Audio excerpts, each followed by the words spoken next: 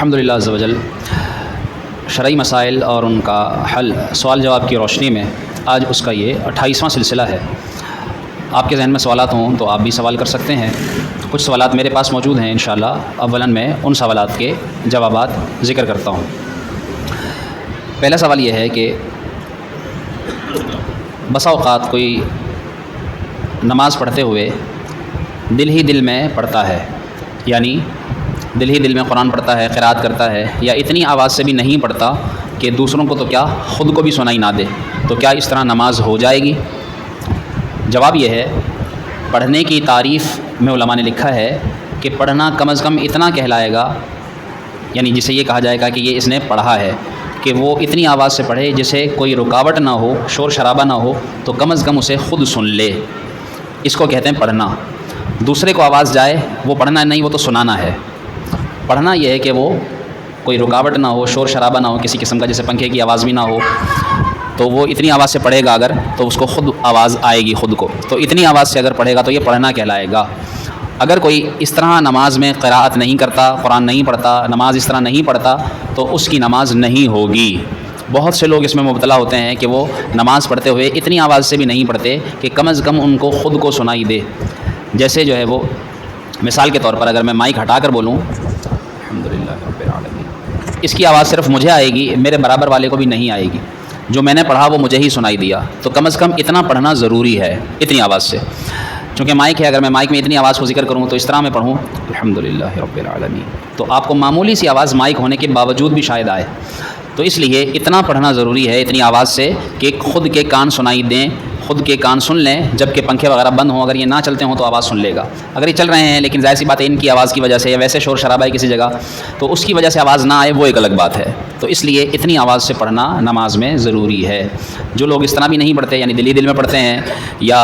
ایسی اس طرح پڑھتے ہیں کہ انہیں خود بھی آواز نہیں آتی، تو پھر یاد رکھیے کہ اس طرح نماز نہیں ہوگی۔ اسی طرح اس کے ساتھ ساتھ بعض لوگ یہ بھی پوچھتے ہیں کہ بعض لوگ تو اتنی زور سے پڑھتے ہیں کہ برابر والے کو سارا سمجھ میں آ رہا ہوتا ہے، کہ برابر والا سن لیتا ہے کہ وہ سورہ فاتحہ پڑھ رہا ہے، اتحیات پڑھ رہا ہے، کون سی صورت پڑھ رہا ہے۔ تو اتنی آواز سے پڑھنا بھی نماز میں منع ہے۔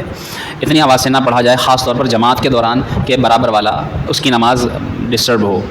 اور امام کے لیے بھی یہی حکم ہے۔ بسا اوقات امام حضرات اس طرح پڑھتے ہیں کہ وہ اپنے تئیں یہ سمجھ رہے ہوتے ہیں کہ میں اتنی آواز سے پڑھ رہا ہوں کہ مجھے سنائی دے گا جیسے ظہر اثر میں، لیکن یہ ہے کہ وہ مائک لگے ہونے کی وجہ سے بسا اوقات پیچھے آواز جا رہی ہوتی ہے۔ تو ان کو بھی احتیاط کرنی چاہیے کہ وہ اتنی آواز سے نہ پڑھیں، یا اگر پڑھ رہے ہیں تو مائک کو تھوڑا پیچھے کر لیں، اس طرح سے پیچھے کر لیں تاکہ آواز لوگوں تک نہ جائے، وہ سری نماز سری ہی رہے، وہ جہری نہ بن جائے۔ امید ہے یہ بات سمجھ میں آ گئی ہوگی۔ اسی طریقے سے کسی نے یہ سوال کیا کہ بد مذہب کی یا غیر مسلم کی صحبت میں بیٹھنا کیسا ہے، ان کے ساتھ اٹھنا بیٹھنا، یا اگر کسی جگہ کوئی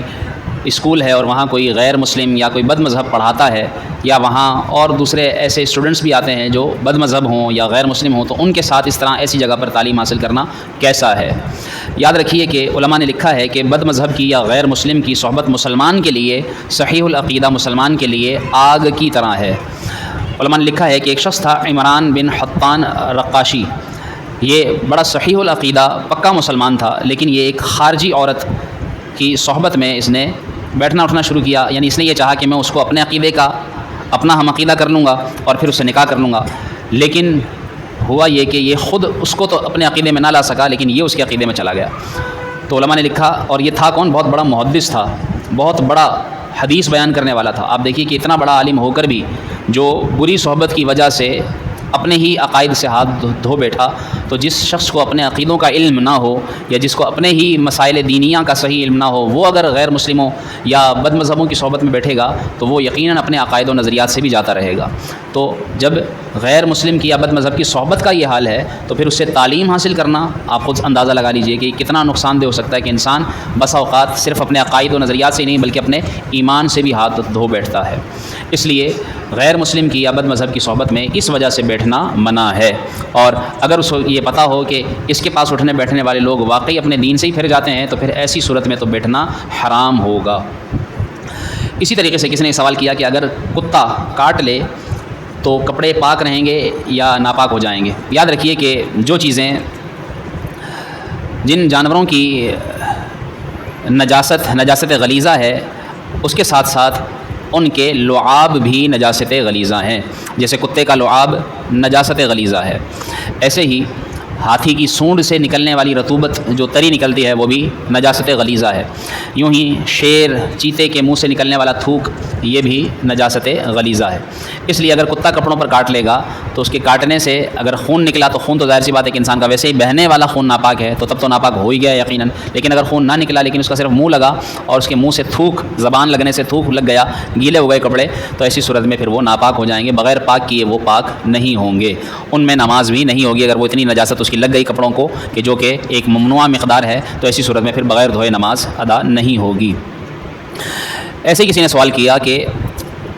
کیا کوئی ایسا حکم دینی موجود ہے قرآن میں یا حدیث میں کہ آپ صلی اللہ علیہ وسلم نے کسی تنگ دست کو نکاح کرنے کا حکم دیا ہو، یا ویسے حکم دیا گیا ہو قرآن میں کہیں کہ کوئی تنگ دست ہو یعنی جس کا ہاتھ تنگ ہو اور اس کو کہا جائے کہ تم نکاح کر لو؟ اس سے متعلق دونوں میں یعنی قرآن میں بھی اور حدیث میں بھی حکم موجود ہے۔ قرآن کریم اللہ تعالیٰ نے ارشاد فرمایا وَأَنكِحُوا الْأَيَامَ مِنكُمْ وَالصَّالِحِينَ مِنْ عِبَادِكُمْ وَإِمَائِكُمْ،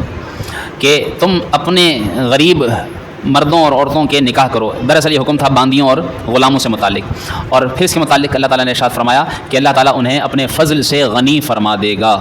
یہ قرآن کریم میں آیت کریمہ موجود۔ ایسے ہی رسول اللہ صلی اللہ علیہ وسلم سے بھی جب ایک شخص نے تنگ دستی کی شکایت کی تو آپ صلی اللہ علیہ وسلم نے اسے نکاح کرنے کا حکم دیا، اور پھر اس نے نکاح کیا تو اللہ تعالیٰ نے اس کا ہاتھ کھول دیا اور وہ اللہ کی رحمت سے غنی ہو گیا۔ تو اس سے دو باتیں پتہ چلی، ایک تو یہ کہ اگر کوئی تنگ دست ہو تو اس کا اگر نکاح کرنا ممکن ہو، آسان ہو، یعنی بعد میں وہ ایسا مجبور و لاچار نہیں کہ جس طرح اسے خود اپنے کھانے پینے کے لالے پڑے ہوئے ہوں تو جس سے وہ نکاح کرے وہ اس کو بھی مصیبت میں ڈال دے گا، یہ صورت نہ ہو تو پھر اس کا نکاح کرنا یہ جائز امر ہے، اور ایسی صورت میں اگر وہ نکاح کرتا ہے تو اللہ کی رحمت سے امید رکھے کہ اللہ تعالیٰ اسے اپنے رحمت سے اپنے فضل سے اسے غنی فرمائے گا، یعنی اس کا ہاتھ کھول دے گا۔ اور دوسری بات یہ پتہ چلی کہ جو لوگ اس ڈر سے نکاح نہیں کرتے کہ جس سے میں نکاح کروں گا اس کو کہاں سے کھلاؤں گا، اس ڈر سے نکاح نہ کرنا اور پھر معاذ اللہ کسی حرام کام میں پڑے رہنا یا پڑ جانے کا اس کو یہ اندیشہ ہو، یقین ہو، تو پھر ایسی صورت میں یہ بہتر تھا کہ یہ نکاح کرتا تاکہ اللہ تعالیٰ اسے اس نکاح کی برکت سے اپنے فضل سے غنی فرما دیتا۔ تو ایسے بھی معاملات دیکھے گئے ہیں کہ جب کوئی نکاح کرتا ہے تو جس کی نکاح سے پہلے تنخواہ کم تھی کاروبار میں، وہ بات نہیں تھی جو نکاح کرنے کے بعد دیکھی جاتی ہے، اور اللہ تعالیٰ آنے والے یا آنے والی کی نصیب سے دیتا ہے۔ پھر اس کے ہاں اولاد ہوتی ہے تو اس کے اولاد کے نصیب سے اسے ملتا ہے، پھر ایک اولاد ہو، دو ہوں، تین ہوں، چار ہوں، پانچ ہوں، اولادیں بڑھتی جاتی ہیں، اللہ پاک اس کے رزق میں برکت عطا فرماتا جاتا ہے۔ تو معلوم ہوا کہ رزق اللہ کے ذمہ کرم پر ہے، اس کی وجہ سے شرعی حکم سے پیچھے نہ ہٹا جائے۔ جب شادی کا نکاح کا وقت مناسب ہو جائے تو پھر صرف اس وجہ سے کہ کھلاؤں گا پلاؤں گا کہاں سے یا تنگ دستی کے ڈر سے نکاح چھوڑ دینا یہ مناسب نہیں۔ حکم یہی ہے کہ جب نکاح کی عمر ہو جائے تو اس پر عمل کیا جائے، یہ انبیاء کی سنت ہے، اور پیارے آقا صلی اللہ علیہ وآلہ وسلم نے نکاح کو پسند فرمایا اور اس کی ترغیب بھی دلائی کہ نکاح کرو کہ یہ تمہیں پاک دامن رکھنے والا ہے۔ اس لیے نکاح کو سنت سمجھتے ہوئے، اور اگر کوئی یوں سمجھے کہ اس سے منہ پھیرے، یعنی یہ سوچتے ہوئے کہ بھائی میں نکاح نہ کروں، جس طرح اب ایک کلچر بڑھتا جا رہا ہے نکاح نہ کرنے کا، ہمارے ملک میں تو کم، جہاں دین اسلام الحمدللہ عام ہے، جہاں اسلامی تعلیمات عام ہیں، دیندار لوگ ہیں، دینی ادارے ہیں، لیکن جہاں پر دینداری اتنی عام نہیں وہاں پر نکاح کا رجحان ختم ہوتا جا رہا ہے، وہاں نکاح کو اپنے لیے بوجھ سمجھا جا رہا ہے۔ تو اس لیے جو ہے وہ اس وجہ سے کوئی اگر منہ پھیرتا ہے نکاح سے تو آپ صلی اللہ علیہ وسلم نے ارشاد فرمایا النکاح من سنتی فمن رغب عن سنتی فلیس منی، نکاح میری سنت ہے اور جو میرے سنت سے منہ پھیرے وہ ہم میں سے نہیں، تو اس لیے نکاح کو سنت سمجھ کر کیا جائے اور اس کی برکتیں حاصل کی جائیں۔ اس کے متعلق میں نے جمعۃ المبارک کے ایک بیان میں بھی بڑی تفصیل سے گفتگو کی تھی کہ دینی تعلیم کے علاوہ دنیاوی تعلیم حاصل کرنا بھی 5 صورتوں میں ناجائز ہو جاتی ہے، اور ان میں سے ایک صورت یہ بھی ہے کہ اگر اس کی دنیاوی تعلیم اس کی دینی تعلیم پر غالب آ جائے، یعنی کہ وہ دنیا کی تعلیم پڑھنے میں اتنا مشغول ہو جائے کہ وہ دین کی تعلیم سے ہی دور ہو جائے، جیسے آج کل ہے، جس طرح آپ کہہ رہے ہیں کہ برطانیہ لوگ جاتے ہیں تو وہاں جا کر دین کی تعلیم کہاں حاصل کرتے ہیں، ان کو دنیا کی تعلیم یعنی میتھس، فزکس، کیمسٹری، بایولوجی اور اس طرح کے بہت سارے علوم و فنون، میڈیکل، انجینئرنگ سب پڑھ رہے ہیں وہ، لیکن ان کو نماز کے فرائض تک نہیں آتے۔ کیا مطلب وہ ان کی دنیاوی تعلیم ان کی دینی تعلیم پر غالب آ گئی، تو ایسی صورت میں ایسی دنیاوی تعلیم پڑھنا ناجائز ہے۔ ایسے ہی جس طرح آپ نے سوال کیا کہ باہر ملک جاتے ہیں تو وہاں کے جو لوگ ہوتے ہیں وہ اس طرح کے لیکچرز دیتے ہیں کہ جس کی وجہ سے بسا اوقات اس کے نظریات ہی بدل جاتے ہیں، کیونکہ وہ تمام دنیاوی تعلیم کے نظریات کہ جو دینی تعلیم کے نظریات سے متصادم ہوں، ٹکراتے ہوں، تو پھر ایسی صورت میں ایسی دینی تعلیم، ایسی دنیاوی تعلیم حاصل کرنا بھی ناجائز ہے اور ایسے لوگوں سے پڑھنا بھی ناجائز۔ اس لیے جو ہے وہ یہ بڑا کرٹیکل مسئلہ ہے، سمجھ لیجئے کہ اس پر نظر رکھنا ہم سب کے لیے ضروری ہے۔ آج ہمارے بچے جن لوگوں سے پڑھ رہے ہیں، جن لوگوں سے تعلیم حاصل کر رہے ہیں، ایسے ہی جن لوگوں کے ساتھ باہر اٹھ بیٹھ رہے ہیں، جن کی صحبت میں بیٹھ رہے ہیں، اور پھر اس سے بڑھ کر جن کے ہاتھ میں موبائل ہے، یہ بھی ایک صحبت ہے نا موبائل کی، کمپیوٹر کی، لیپ ٹاپ کی، تو اس پر ہمیں نظر رکھنی ہوگی کہ وہ کیا دیکھ رہے ہیں، کیا سن رہے ہیں، جس کے متعلق میں نے آج گروپ میں بھی ایک تحریر شیئر کی تھی، جو حضرات گروپ میں شامل ہیں انہوں نے پڑھی ہوگی، تو اس میں بھی یہی ذکر کیا تھا کہ باپ کو بچوں کے اوپر کڑی نظر رکھنا ضروری ہے، وگرنہ جب وہ اولاد سے ہاتھ دھوئے گا، بعد میں جب وہ اولاد اس کے سامنے کھڑی ہوگی، میں نے ایسے شخص کو دیکھا ہے، جب میں ایک سوسائٹی میں تھا، وہاں پر باقاعدہ وہ شخص آیا اور وہ روتا ہوا یہ کہہ رہا تھا کہ میں نے اپنے بچے کو دنیاوی تعلیم پڑھنے کے لیے جرمنی بھیجا تھا، باہر ملک گیا، لیکن اب وہ کہتا ہے کہ میں اسلام سے بیزار ہوں اور میں عیسائی بننا چاہتا ہوں۔ وہ آنسوؤں سے رو رہا تھا باقاعدہ، وہ کہنے لگا میری اولاد تو ہاتھ سے گئی، میں کروں کیا، میرے لیے تو یہ دنیاوی تعلیم جو ہے مصیبت بن گئی کہ میری اولاد میری نہیں رہی، وہ اسلام سے ہی پھر گیا ہے، تو کیا فائدہ ہوا ایسی دنیاوی تعلیم کا۔ اس لیے بہتر یہ ہے کہ اپنے بچوں کو کم از کم اپنے دین کے اندر رکھیے، وہ دین کے اندر رہتے ہوئے مسلمان بھی اگر دنیا سے گیا تو آپ کے لیے نجات کا ہو سکتا ہے ذریعہ بن جائے، لیکن اگر وہ دنیا کے اندر رہتے ہوئے دنیاوی تعلیم پڑھ کر آپ کے دین سے پھر گیا تو آپ سے تو یقیناً وہ پھر گیا، پھر ایسی اولاد آپ کو کیا فائدہ دے گی۔ اس لیے اپنی اولادوں پر نظر رکھنا اس حساب سے بہت ضروری ہے۔ یہ بہت ایک طویل چیپٹر ہے، اس پر بہت بات ہو سکتی ہے، تو اللہ پاک بس ہماری حفاظت فرمائے، ہماری اولادوں ہماری نسلوں کی حفاظت فرمائے۔ مسلمان بد مذہب کے لیے یا غیر مسلم کے لیے دعا کر سکتا ہے یا نہیں، یہ سوال ہے۔ یاد رکھیے کہ غیر مسلم کے لیے تو مغفرت کی دعا کرنا کفر ہے اگر جائز سمجھ کر کرے گا تو، یعنی یہ سمجھتا ہے کہ اس کے لیے دعا کر سکتا ہوں مغفرت کی، تو جائز سمجھ کر کرے گا تو وہ کافر ہو جائے گا، اور اگر اس کے لیے وہ ویسے دعا کرتا ہے، اس کی مغفرت کی جائز نہیں سمجھتا لیکن ویسے ہی بول دیتا ہے مرحوم، کیونکہ مرحوم کا مطلب ہی کیا ہے، جس پر رحم کیا گیا، مرحوم کا مطلب ہے جس پر رحم کیا گیا، تو وہ غیر مسلم ہے تو یہ بولنا بھی ناجائز ہے، حرام ہے، اور جائز سمجھ کر کہے گا تو کفر ہے۔ تو غیر مسلم کے لیے یا بد مذہب کے لیے مغفرت کی دعا اس طرح نہیں کر سکتے۔ ہاں، اور بد مذہب سے مراد یہاں پر وہی ہے جس کے عقائد و نظریات کفریاں ہوں، یہاں پر وہی مراد ہیں، اور اگر یہ معلوم ہے کہ اس کے نظریات کفریاں نہیں ہیں، بس تھوڑا گمراہ ہو گیا ہے، یعنی کسی ایسے مسئلے کا وہ انکار نہیں کرتا جس سے وہ کافر ہو جائے، تو پھر ایسی صورت میں اس کے لیے ہدایت کی، اس کے لیے اس چیز کی دعا کر سکتے ہیں کہ یا اللہ اسے صحیح راستے پر آنے کی توفیق دے دے، کہ یہ برے راستے سے رک جائے، اچھے راستے پر آ جائے، باطل نظریات سے ہٹ جائے اور صحیح اسلام کے جو نظریات ہیں ان پر قائم رہے، تو یہ دعا تو اس کے لیے کر سکتے ہیں یقیناً، اور اس کے لیے ہدایت کی دعا کرنا جائز ہے ایسی صورت میں۔ ہاں، اس کی مغفرت کی دعا یا غیر مسلم کی بخشش کی دعا کرنا یہ کفر ہے۔ قرآن کریم میں اللہ تعالیٰ نے باقاعدہ نبی کو بھی یہ منع فرمایا، ما کان للنبی ان یستغفروا للمشرکین، ما کان للنبی والذین آمنوا ان یستغفروا للمشرکین، کہ نبی کے لیے بھی اور ایمان والوں کے لیے بھی یہ منع ہے کہ وہ بخشش کی دعا مانگیں، للمشرکین، مشرکوں کے لیے بخشش کی دعا مانگیں، یہ جائز نہیں ہے۔ ولو کانوا اولی قربا، چاہے وہ ان کے رشتہ دار کیوں نہ ہو،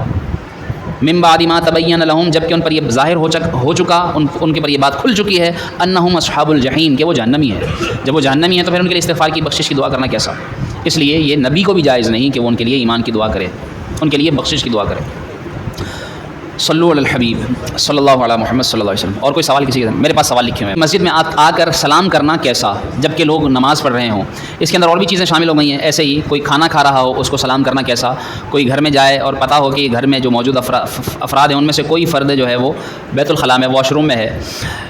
یا مثال کے طور پر کوئی فون پر بات کر رہا ہے تو کسی کو بات کرتے ہوئے اس طرح سلام کرنا کیسا، کہ جب کوئی نماز پڑھ رہا ہے منع ہے اس کے لیے سلام کرنا، کہ وہ نمازی کو سلام نہیں کر سکتا، یا کوئی سویا ہوا ہے سوئے ہوئے کو سلام نہیں کر سکتا، یا کوئی جو ہے وہ کھانا کھا رہا ہے، کھانے والے کو بھی سلام کرنے کی اجازت نہیں ہے، اگر کر دے گا تو پھر جو ہے وہ ان جن کو سلام کیا ان پر سلام کا جواب دینا واجب نہیں ہے۔ تو خاص طور پر نمازی، خاص طور سونے والا، ان دو افراد کو تو سلام نہیں کرنا چاہیے، بہتر یہی ہے۔ ہاں، کھانا کھانے والا ہو یا کوئی کسی سے بات چیت کر رہا ہو تو پھر ایسی صورت میں اگر ان کو سلام کر بھی دیا تو اس کو ثواب مل جائے گا، لیکن ان کو سلام کا جواب دینا ان پر واجب نہیں ہے۔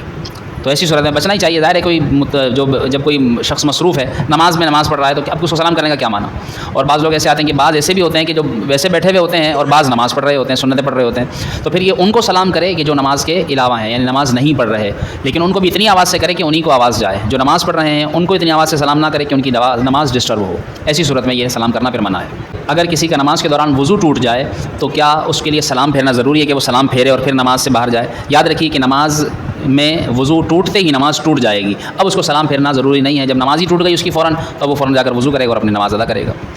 ایسے ہی ایک سوال یہ ہے کہ اگر تو وہ اکیلا نماز پڑھ رہا ہے پھر تو ظاہر سی بات ہے وہ اٹھ کر ویسے ہی جائے گا، وضو کر لے گا، اور اگر صف میں ہے تو صف میں ایسی صورت میں اس کو حکم یہ ہے کہ وہ یوں ناک پر ہاتھ رکھے اور پھر جو ہے وہ جس جانب سے اس کے لیے راستے سے نکلنا قریب ہے، جیسے سیدھی صف میں پہلی صف میں کھڑا ہے، سیدھی طرف اس طرف کھڑا ہے، تو وہاں سے نکلنا اس کے لیے آسان ہے، بجائے کہ یہاں سے یوں گھوم کر جائے لمبا، تو وہاں سے نکلنا آسان ہے، تو پھر وہ سیدھی طرف سے نکل جائے گا لوگوں کے آگے سے، پہلے کونے میں جائے گا اور کونے سے پھر وہ نکل جائے گا۔ اگر کونے میں جگہ نہیں بنتی تو بیچ بیچ میں سے ظاہر ہے سب چیرتا ہوا نکلے گا، اس کو اجازت ہے، اور ناک پہ ہاتھ رکھے گا تاکہ لوگوں کو یہ لگے کہ اس کی ناک میں نکسیر میں کوئی مسئلہ ہوا ہے، تاکہ جو ہے وہ لوگ بھی اس میں اندیشے میں مبتلا نہ ہو۔ جماعت میں امام کا سترہ، یعنی امام کے آگے سے جب تک کوئی نہیں گزرتا جب تک سب کی نماز باقی رہے گی۔ بیوٹی پارلر بنانا کیسا، اس میں کام کرنا کیسا، اور اس کی اجرت، اس کی کمائی کرنا کیسا۔ آج کل جیسے یہ عام ہے اور گلی گلی میں بیوٹی پارلرز کھلے ہوئے ہیں اور اس میں لاکھوں میں لوگ جو ہے وہ آنا جانا کرتے ہیں، خواتین خاص طور پر شادی بیاہ کے موقع پر یا عید کے موقع پر یہ زیادہ تر کام چلتا ہے۔ تو اس کے بارے میں علماء نے لکھا ہے کہ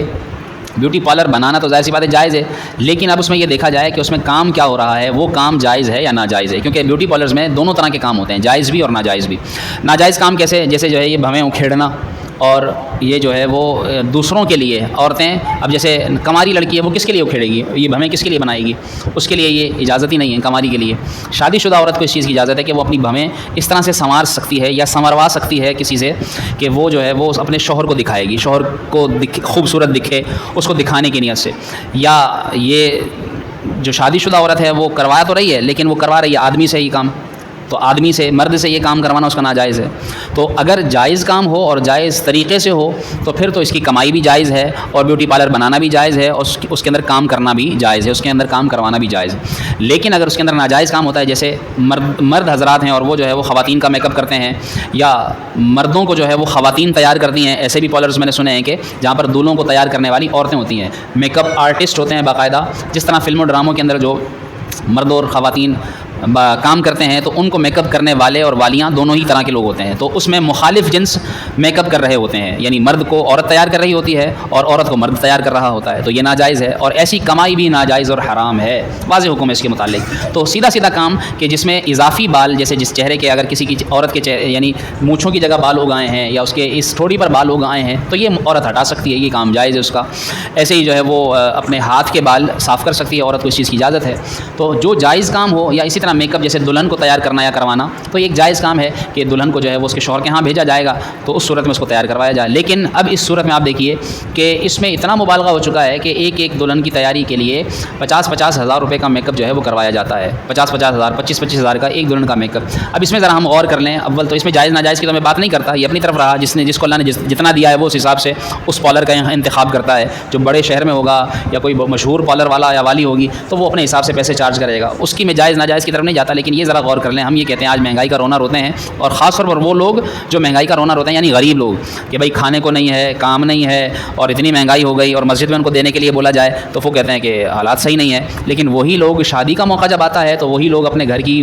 صرف دلہن کو ہی نہیں، ان کے گھر کی عورتیں بھی، یعنی اگر لڑکے کی شادی ہے تو اس کی بہنیں، اس کی ماں اور اس کی خالائیں، پھوپھیاں، ساری وہ پارلر میں جو ہے پورا خاندان بک ہوگا اور باقاعدہ ساروں کا میک اپ ہوگا، یعنی 1-1 لاکھ روپے کی بکنگ ہو رہی ہے۔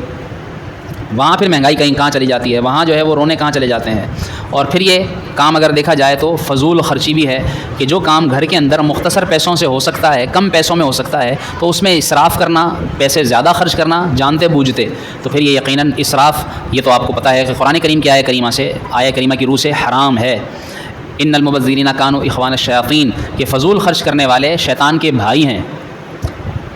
تو اس سے آپ اندازہ لگا لیجئے کہ اسراف کرنا، فضول خرچی کرنا حرام ہے، ناجائز ہے۔ تو اس سے ہمیں خود بھی بچنا چاہیے اور دوسروں کو بھی بچانا چاہیے۔ کوشش یہ کی جائے کہ جہاں ممکن ہو اپنی خواتین کو ہم مرد حضرات سمجھائیں کہ بھائی دیکھو اس کا کوئی الٹرنیٹ نکال لو۔ آج کل کی عورتوں کو سمجھانا بھی بڑا مشکل ہے، تو اس لیے اگر وہ سمجھ جاتی ہیں آپ کی بات تو اچھی بات ہے، ورنہ آپ کے اوپر تو وہی حکم ہے کہ آپ ان کو نیکی کی دعوت دیں۔ آپ کا کام ہے بتانا، پھر نہ ماننا وہ خود گناہ گار ہوں گی، اور ظاہر سی بات ہے وہ پیسے بھی اس کو آپ نہیں دینے، اگر آپ دیں گے تو وہ تو خرچ کرے گی، اگر آپ نہیں دیں گے یا ایک حد تک روکیں گے تو کم از کم آپ کے اوپر تو نیکی کی دعوت کا حکم لازم ہے کہ برائی سے بچائیں، برائی سے منع کریں اور نیکی کا حکم دیں۔ تو آپ نے دے دیا، کم از کم وہی ایمان کے 3 درجے آئیں گے کہ آپ کے سامنے برا کام ہو تو اس کو طاقت ہو تو ہاتھ سے روکو، ہاتھ سے روک سکتے ہیں، جہاں روک سکتے ہیں تو روکیں، وگرنہ اس کو زبان سے منع کرو۔ اگر زبان سے منع کیا پھر بھی نہیں مانتے، کم از کم دل میں تو برا جانو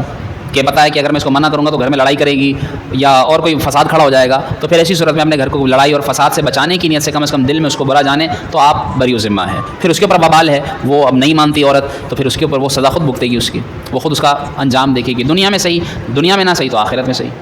اللہ تعالیٰ ہم سب کو اس بات کی بھی سمجھ نصیب فرمائے۔ ہندو یا عیسائی اگر سلام کرتا ہے تو ایسی صورت میں اس کو والسلام یا وعلیک اتنا کہہ دیا جائے، اور اس کو بھی یہی نیت کی جائے کہ اگر تو وہ اس کے یعنی سلام کے جواب دیتے ہوئے یہ نیت کر لیتا ہے کہ بھئی اللہ تعالیٰ تمہیں ایمان کی دولت دے، تو یہ نیت کر کے وہ سلام کا جواب دے سکتا ہے، وگرنہ یہ ہے کہ وعلیک یا وعلیکم السلام اتنا کہہ سکتا ہے، آگے ورحمۃ اللہ وبرکاتہ نہ کہے، اس کو دے سکتا ہے اس کے سلام کا جواب۔ جبکہ اگر آپ کو یہ لگتا ہے کہ اگر میں نے اس کو سلام کا جواب نہیں دیا، مثال کے طور پر وہ جان پہچان والا نہیں ہے، اس کے ساتھ آپ کام نہیں کرتے، وہ آپ کے ساتھ کہیں اٹھ بیٹھ نہیں ہوتی اس کی، تو اس کو جواب نہیں بھی دیں گے تو کوئی مسئلہ نہیں ہے، تو پھر تو جواب نہ ہی دیں۔ سوال یہ ہے کہ کسی کو پہلے ٹائم دیا ہوا تھا آنے کا، ادھر نماز جنازہ کا اعلان ہو گیا، تو اب وہاں اس کے پاس ملنے جائیں یا نماز جنازہ ادا کریں؟ نماز جنازہ ادا کرنے میں ہو سکتا ہے دیر ہو جائے، تو اگر تو آپ کو لگتا ہے کہ 5-10 منٹ تو لگتے ہیں نماز جنازہ میں، کتنی دیر لگتی ہے؟ اگر اعلان ہو گیا ہے تو مسلمان کا ایک حق ہے، صرف رشتہ دار کا نہیں، مسلمان کا، کہ کوئی نماز جنازہ کا اگر پتہ چل جائے کسی مسلمان کی، تو پھر اس کی نماز جنازہ ادا کرنے میں 5 منٹ زیادہ سے زیادہ 10 منٹ، اور ظاہر ہے جس کے پاس جانا ہے 5-10 منٹ میں تو وہ بھی برا نہیں، اس کو بھی برا نہیں مانے گا۔ حالانکہ میں نے بھی جانا ہے، جیسے میں ایک مثال دوں، میں نے بھی کمٹمنٹ کی ہوئی ہے، لیکن میں نے چونکہ ایک سلسلہ کرنا ہے تو ان کو میں نے کہہ دیا فون کر کے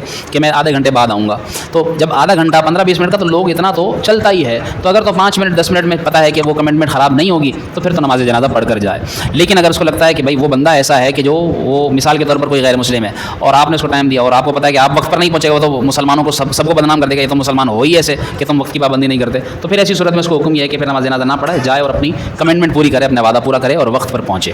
اگر کسی نے کسی عورت سے زنا کیا اور پھر اس عورت کی بیٹی پیدا ہوئی، تو آیا کہ وہ زنا سے پیدا شدہ بیٹی سے اس زانی کا نکاح جائز ہے یا نہیں؟ حکم تو یہی ہے کہ شرعاً ان کا نکاح ناجائز حرام ہے۔ ظاہر ہے جس سے زنا کیا، اب اس کی جتنی اصول و فروع ہیں، یعنی اگر اس کی اور بیٹیاں ہیں تو وہ بیٹیوں سے اس پر حرام ہو گئی، اور اس کی جو اصول ہیں یعنی اس کی ماں، اس کی نانی اور اوپر تک یہ ساری اس زانی پر حرام ہو گئی ہیں۔ ایسے ہی سوال یہ ہے کہ اگر کوئی نقلی انگوٹھی پہنتا ہے تو مرد کے لیے یہ پہننا جائز ہے یا ناجائز؟ یاد رکھیے کہ مرد کے لیے 4.5 ماشے کی چاندی کی وزن کی ایک انگوٹھی ایک نگ والی پہننے کی اجازت ہے۔ نگ میں شرط نہیں ہے کہ وہ اصلی ہو یا نقلی ہو، پلاسٹک کا ہو، پتھر کا ہو، شیشے کا ہو، کس چیز کا ہو، نگ میں کوئی وزن کی قید نہیں ہے۔ چاندی کی قید ہے کہ اس کا وزن اتنا ہو کہ وہ 4.5 ماشے سے کم ہو، زیادہ نہ ہو، جبکہ نگ بھی ایک ہو۔ ایک سے زیادہ نگ والی انگوٹھی پہننا یا ایک سے زائد انگوٹھیاں پہننا یہ مرد کے لیے ناجائز و حرام ہے۔ مسجد میں لوگوں کے لیے فلٹر پلانٹ لگانے کا کیا حکم ہے؟ مسجد میں اگر کوئی فلٹر پلانٹ لگا دے تو کیا وہ لگایا جا سکتا ہے لوگوں کے لیے، یعنی جس میں عام لوگ استعمال کریں؟ تو اس کا بھی علماء نے لکھا ہے کہ یہ ناجائز ہے۔ کیوں؟ کیونکہ مسجد کی جو بجلی ہے، مسجد کا پانی ہے، وہ صرف مسجد یا مسجد کے نمازیوں پر ہی استعمال ہو سکتا ہے، عام لوگوں کے لیے یعنی چلتے پھرتے مسافر یا چلتے پھرتے آس پاس کے لوگوں کے لیے اس کو فلٹر پلانٹ لگانے کی اجازت نہیں ہے۔ مسجد کی چیزیں مسجد میں ہی استعمال کی جا سکتی ہیں، حتیٰ کہ اگر کسی نے قرآن پاک مسجد کے لیے وقف کیا تو بعض لوگ ایسا ہوتا ہے کہ قرآن پاک مسجد کو اٹھا کر گھر لے جاتے ہیں، یہ بھی ناجائز ہے۔ جو چیز مسجد کے لیے وقف ہوئی ہے وہ مسجد میں ہی استعمال ہوئی ہے۔ بعض لوگ کہتے ہیں مسجد میں رکھی خراب ہو رہی ہے، تو اس صورت میں حکم یہ ہے کہ پھر وہ مسجد کی انتظامیہ یعنی جو متولی ہے وہ، یا جو مسجد کا جس کے ہاتھ میں انتظام ہے وہ شخص، یا اگر کوئی بھی نہیں ہے، جیسے بعض جگہیں ایسی ہوتی ہیں جہاں انتظامیہ وغیرہ کچھ نہیں ہوتی، امام یا مؤذن یا جو بھی وہاں پر اس کی صفائی دیکھ بھال کرتا ہے اس کے ہاتھ میں سارا انتظام ہوتا ہے، وہی دیکھتا ہے، تو پھر ایسی صورت میں وہ سارے معاملات کو دیکھتے ہوئے کہ واقعی وہ چیز ضائع اور ہو رہی ہے تو آیا کہ اس کو بیچ کر اس کی رقم مسجد میں صرف کی جا سکتی ہے، تو پھر ایسا کرے گا۔ اگر ایسا بھی نہیں کر سکتا تو پھر جو ہے وہ ظاہر سی بات ہے کہ پتہ ہے کہ یہ کیڑے کھا جائیں گے اس کو، یا یہ چیز بالکل ہی گل سڑ کر بالکل خراب ہی ہوگی، ضائع ہی جائے گی، اس سے بہتر کہ وہ کسی کا کام آ جائے۔ جیسے بعض قرآن کریم اتنے کثرت سے رکھے ہوتے ہیں، یہ تو چھوٹی سی الماری ہے کہ باقاعدہ پیٹیاں قرآن کریم سے بھری ہوئی ہوتی ہیں، پاروں سے بھری ہوئی ہوتی ہیں، اتنے پڑھنے والے نہیں ہوتے، اور بعض گاؤں دیہات میں بھی ایسا ہوتا ہے، تو پھر ایسی صورت میں ظاہر ہے کہ وہ وہاں سے کسی مفتی صاحب سے اجازت لے کر ایسی جگہ پر دیے جا سکتے ہیں کہ جہاں ان کا استعمال صحیح ہو جائے۔ جی، اگر جو ہے وہ کسی کو وضو میں شک ہوتا ہے تو اس کے بارے میں حکم یہ ہے کہ اگر پہلی بار ایسا ہوا ہے پھر تو وضو کر لے، کہ ہو سکتا ہے پتہ نہیں میرا وضو ہے یا نہیں ہے، تو اب وضو کر لے پہلی بار، لیکن اس کو آئے دن شک ہوتا رہتا ہے تو پھر ایسی صورت میں وہ شک پر توجہ نہ دے، وہ شیطان کا وسوسہ ہے، وہ وضو ہی سمجھے، جب تک اس کو یقین نہ ہو، قسم کھا کر یہ نہ کہہ سکتا ہو کہ ہاں میرا وضو ٹوٹ گیا تھا، اتنا یقین نہ ہو، ورنہ اگر صرف شک ہے، وسوسہ ہے، تو پھر وہ وضو کو وضو ہی سمجھے گا۔ جو ہے کہ اگر جماعت میں کسی کا وضو ٹوٹا، جیسے انہوں نے بھی سوال کیا، انہوں نے اس سوال کو ایک طرح سے اہتمام کی طرف لے آئے کہ بیچ میں سے بندہ نکل گیا، وہ جگہ خالی جو ہوئی اس کا کیا کریں گے، یہ بھی سوچنے کی بات ہے نا۔ تو حکم یہی ہے کہ جو برابر والے ہیں یا تو وہ ساتھ ساتھ ملتے چلے جائیں، ادھر والے ساتھ ساتھ ہوتے چلے جائیں، یا پھر پیچھے والا ایک بندہ آگے آ جائے، پاؤں کو گھسیٹتے ہوئے چل کر نہ آئے باقاعدہ، جیسے کسی کو ایسے لگے کہ یہ نماز میں چلنا شروع ہو گیا، نہیں، بلکہ پہلے ایک پاؤں آگے سرکائے، زمین سے لگاتے لگاتے پھر دوسرا آگے سرکائے، یوں کر کے 1-2 قدم اس کو چلنے پڑیں گے اور یوں آگے آ کر شامل ہو جائے۔ اس طرح پیچھے والی صف میں، اس سے پیچھے والی صف میں، سارے اسی طرح اس صف کو مکمل کریں گے، نماز میں یہی حکم ہے۔ ایسے ہی اس کا ایک اور جزیہ ذکر کر دوں کہ بعض اوقات ایسا بھی ہوتا ہے کہ نماز شروع ہوئی اور باقاعدہ پوری نماز میں ایک صف میں جگہ خالی ہے اور صفیں بن گئی، نماز شروع ہو گئی، تو وہ خالی رہتے ہیں، پیچھے والا بھی کوئی آگے نہیں آتا اور ادھر والا بھی ادھر نہیں ہوتا، تو ایسی صورت میں بھی یہی حکم ہے کہ ادھر والا ادھر ہو کر صف کو پورا کرے، یا پیچھے والا آگے آ کر، چاہے نماز شروع ہو گئی ہے، نماز کے دوران ہی آگے بڑھ کر صف کو پورا کر سکتا ہے۔ اللہ تعالی ہم سب کا بیٹھنا قبول فرمائے۔